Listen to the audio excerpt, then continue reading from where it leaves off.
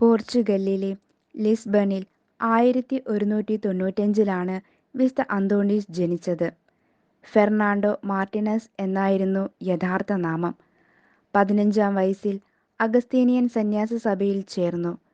പിന്നീട് ഫ്രാൻസിസ്കൻ സഭയിൽ ചേർന്നപ്പോഴാണ് അന്തോണി എന്ന പേര് സ്വീകരിച്ചത്.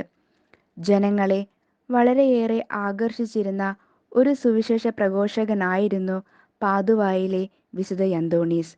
വിശുദ്ധൻ നഗരത്തിലെത്തിയാൽ അവിടുത്തെ ജനങ്ങൾ അദ്ദേഹത്തിൻ്റെ പരിപാടികളിൽ പങ്കെടുക്കുവാൻ രാത്രി മുഴുവൻ ദേവാലയത്തിൽ തങ്ങുമായിരുന്നു.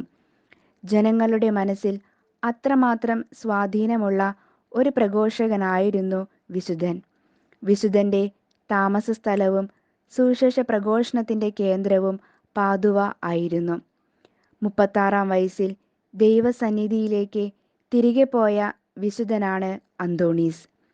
സുവിശേഷ പ്രഘോഷിക്കാനായി 13-ാം നൂറ്റാണ്ടിൽ ഇറ്റലിക്ക് അകത്തും പുറത്തുമായി 400-ലധികം യാത്രകൾ അദ്ദേഹം നടത്തുകയുണ്ടായി.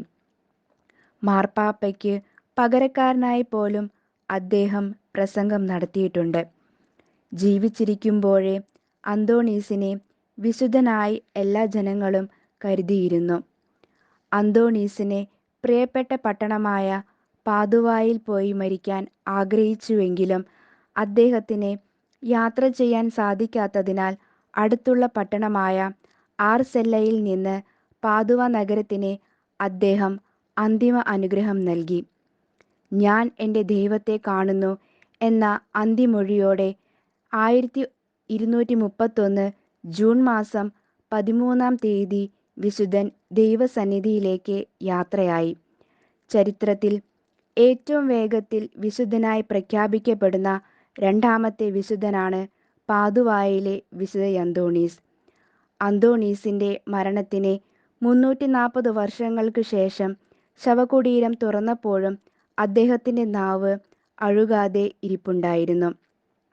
വിശുദ്ധൻ്റെ നാവ് പാദുവായിലെ ബസിലിക്കയിൽ ഇന്നും സുവർണ പേടകത്തിൽ സൂക്ഷിച്ചിരിക്കുന്നു. ജീവിതകാലമത്രയും ദൈവസ്തുതി പാടിയ ഒരാത്മാവിന് ദൈവം നൽകിയ ഒരപൂർവ സമ്മാനം.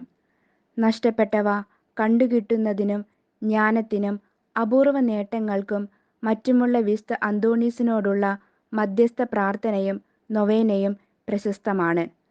പറഞ്ഞാൽ തീരാത്ത അത്ഭുത സാക്ഷ്യങ്ങളുമായി ഈ മഹാനായ വിശുദ്ധൻ്റെ അനുഭവകഥകൾ നൂറ്റാണ്ടുകൾക്കിപ്പുറവും തുടരുകയാണ്. ഉറപ്പുള്ള പ്രാർത്ഥനാ സഹായങ്ങൾക്കായി നമുക്കും ഈ വിശുദ്ധൻ്റെ മാധ്യസ്ഥം തേടാം.